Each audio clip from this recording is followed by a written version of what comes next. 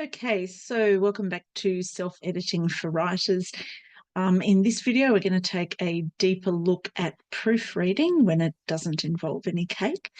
So remember that this particular round of edits comes after the structural and copy and line edits have been made and applied. So your writing is now at the stage where you are just about ready to send it off for printing, and you just need to make sure everything is as error-free as you can possibly make it.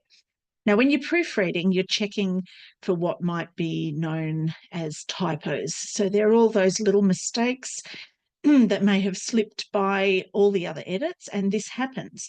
Or they may be errors that have been inadvertently introduced in the layout stage, and that also happens. So you'll be checking for things like errors in the formatting of the document, any lingering grammar, punctuation or spelling mistakes or inconsistencies, and adherence to whatever style guide you may be using. Now, that could just be the Macquarie Dictionary or a particular dictionary, American spelling, British spelling, all that sort of thing.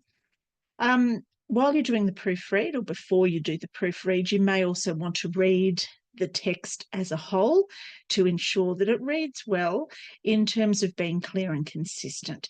This is particularly useful for checking for consistent layout and headings and the like, but you really do need to be aware of falling into the trap of making bigger changes than just your normal proofreading changes. The other thing that you need to remember in this stage of editing is that there are actually two types of proofreading.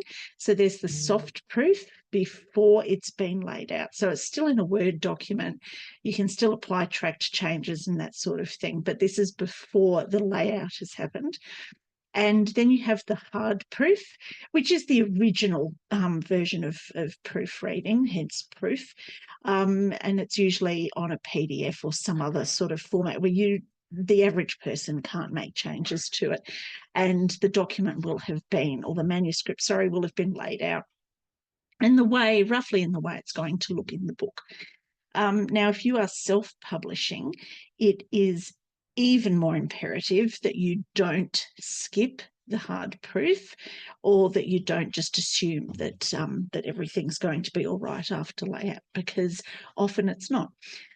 In both cases, soft proof and hard proof, you really need to pay attention to the minor details. And in the case of the hard proof in particular, where the manuscript has gone to layout, you will have to communicate any changes really, really clearly back to the layout artist or the graphic designer or whoever's done the layout for you. So that's proofreading in a nutshell. It would have to be, out of all of the editing that I do, my least favourite thing to do, but it is equally as crucial as the structural editing and the copy and line editing. Now, in the course, we'll, of course, be looking in much greater detail at all of the forms of editing and the benefits of knowing how to do this yourself, as well as some of the disadvantages of self-editing. And that's the subject for the next video. So I'll see you across there.